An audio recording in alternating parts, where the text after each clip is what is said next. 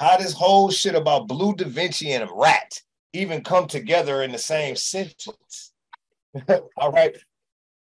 It came from Big Meech. That's why it's implanted into people like that. That's why it's out there like that. That's why people is damn near positive that I told. Because initially in 2007 or 8, the word came from Big Meech. And it was in reference to that limousine, the black limousine, and the same limousine that this nigga Salsa is put. He put somebody's paperwork in his book. He put my picture next to the paperwork, and he told a story about how Bleu Davinci, told about this limo and all of this other shit. When in actuality, the paperwork was Ralph Sims' paperwork. And he put my picture next to another nigga's paperwork. That came later. What came first? The reason why he did that is because Big Meech put the word on the streets when the limousine first got picked up that I told on it. Okay. And that's without receiving paperwork on who actually told on the limo. So what happened was this. It was a situation like this. You had a house. Okay. And in this house, there were certain people that were known affiliates that would, do things at this certain house that was in question.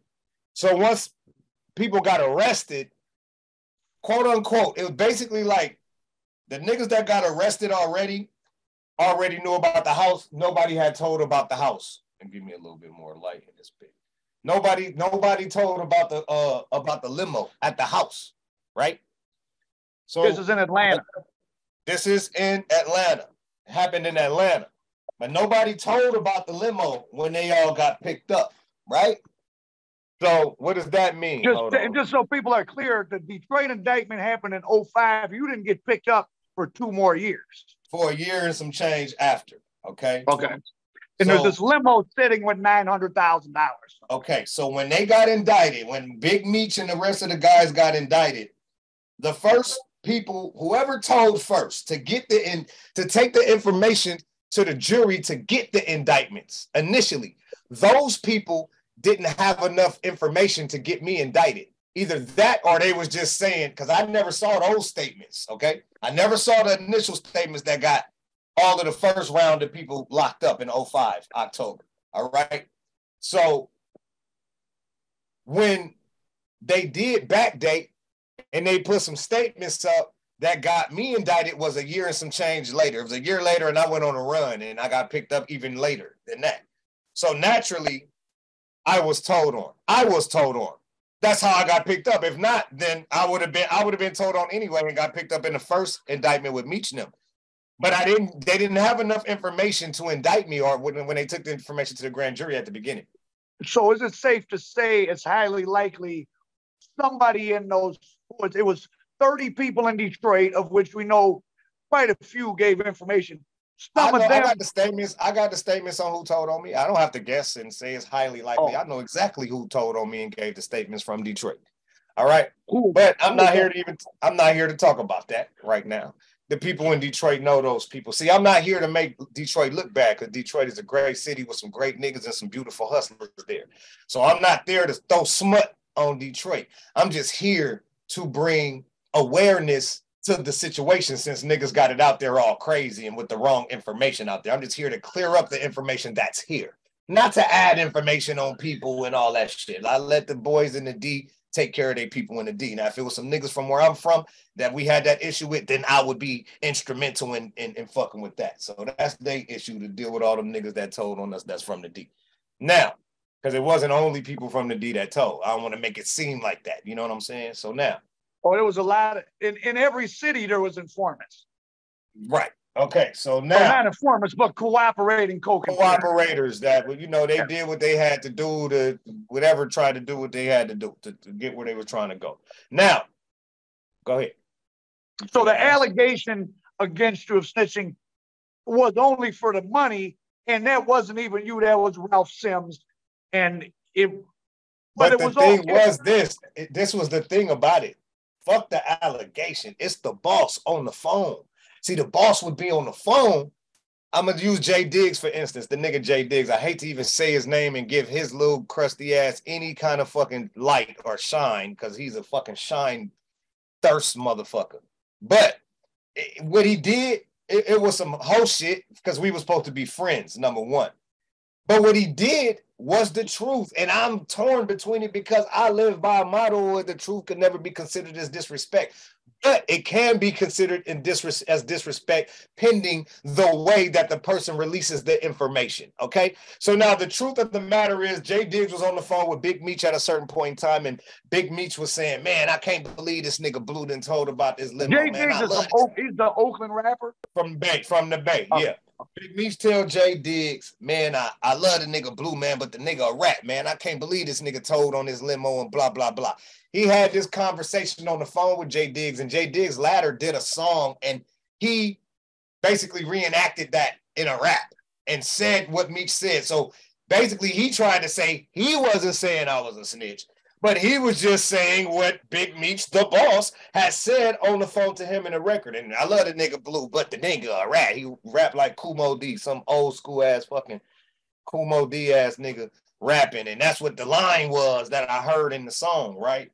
But then when we pushed the line, his word back was, man, Blue my man. I don't even know why Blue mad at me. And I did that just what Meech said. But how he played that shit was some whole shit. He didn't get with me and try to figure it out. He came to see me one time when I had my restaurant in Atlanta, but he just was on some sucker shit. See, all that shit is for clout. See, that's for clout. So I don't like to really respond to that, feed into that shit, because I give them what they looking for in that. You know what I'm saying? So when I live in my truth, bro, I'm 45 years old, bro. I live in my truth. So I don't give a fuck for real what people say or how they feel because I live in the truth. You only care when you live in a lie or you live in it and you feel funny about it. Nigga, I go to sleep and wake up just fine every day in my situation. It was Meech that put that word there that made the masses of people start saying it initially in 2008.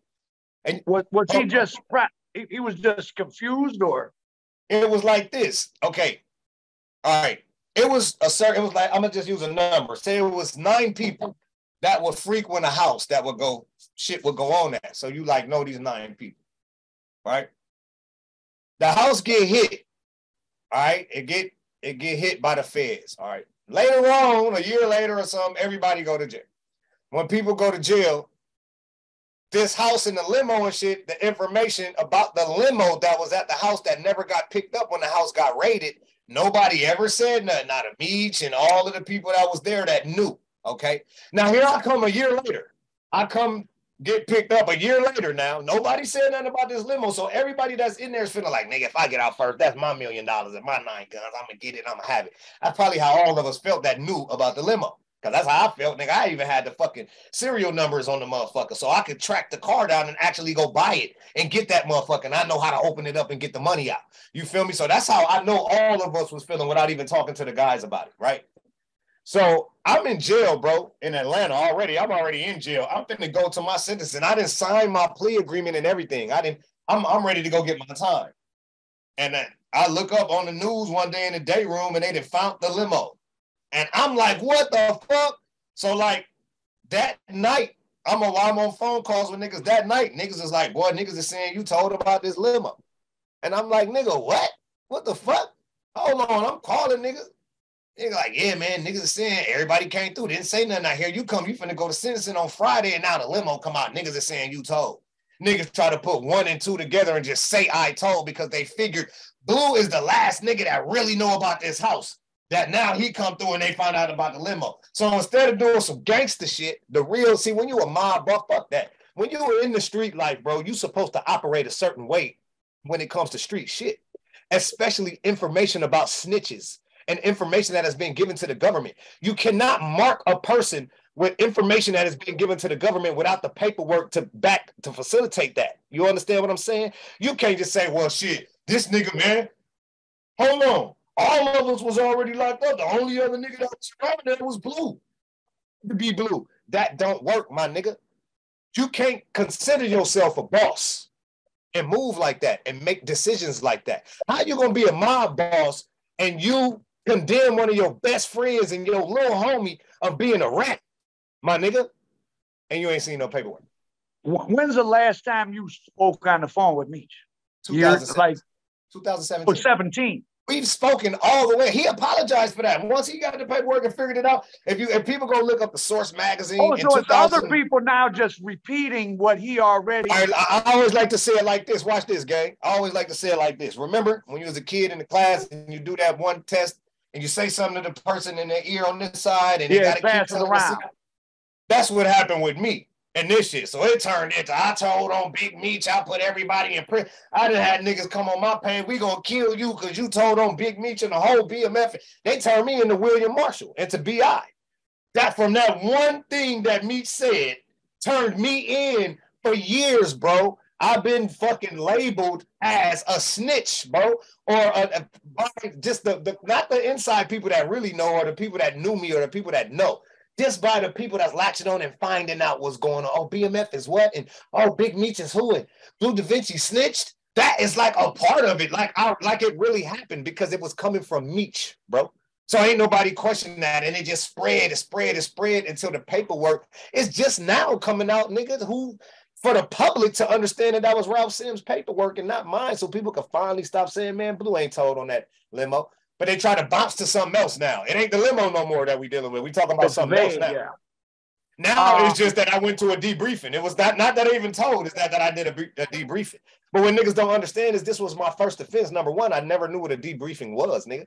I heard debriefing the word before, but it always had to do with a military, never a jail. I never been locked up, nigga. I don't know. Once I got arrested by the U.S. Marshal Fugitive Task Force, bro, and handcuffed, they grabbed me by my neck and by my shoulder, and they pushed me and pulled me anywhere they wanted to go. I never went into a room with the police on my own recognizance. I've never said, oh, I want to go to a meeting, or I want to try to do. Never, ever.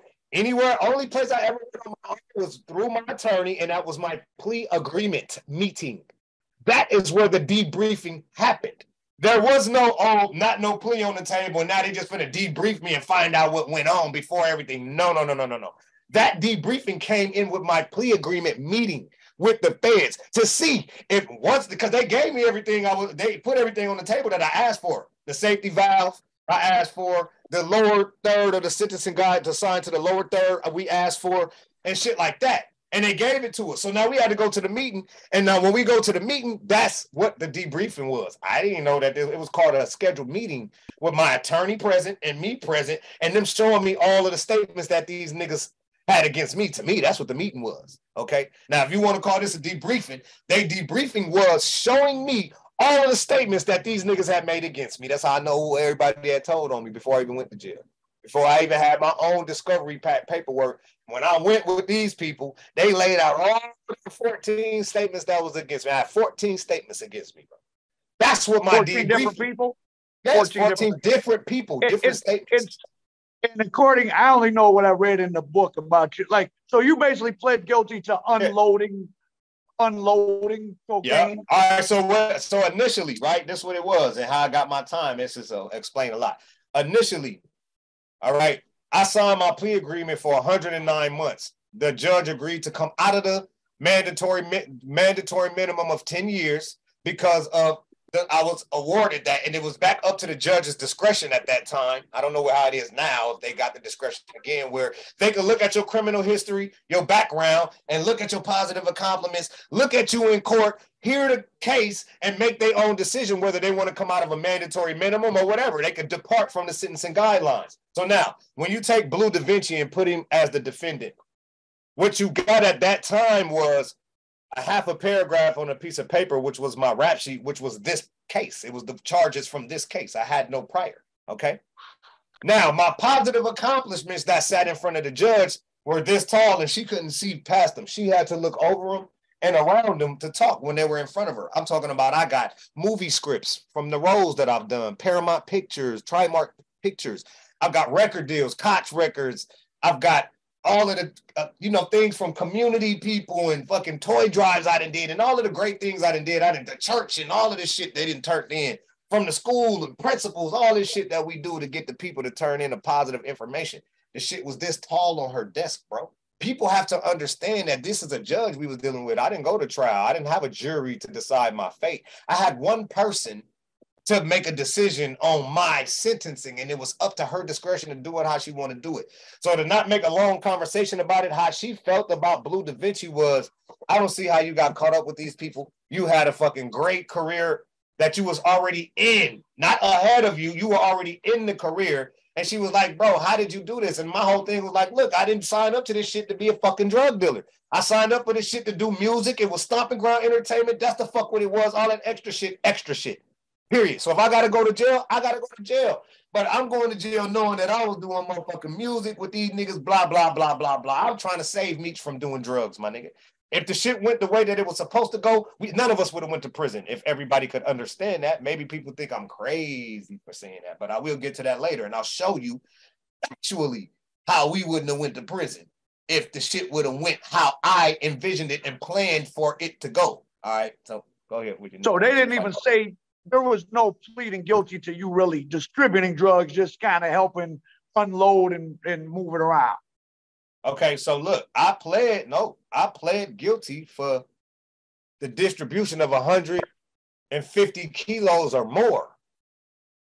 Is what I pled guilty personally sold or that you unloaded?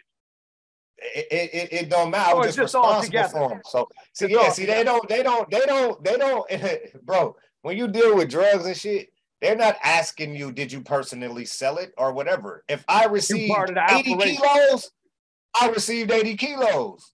Whether I took them out of the car and counted them, whether I stacked them up, whether I waited till people come and pick them up or whatever, I received 80 kilos, and that's what I'm responsible for. So at the beginning, you had a William Marshall nigga told these people that he seen me receive 80 to 100 kilos on at least 6 to 7 occasions. One instance he could remember for certain was 4th of July, 2003, where I had a party at my house, a 4th of July party at my house. And after the party, when everybody had left, all the party goers left, a white limo came to my house and I unloaded it. And he helped me unload it with 80 to 100 kilos at my house, with just me. Who is this now?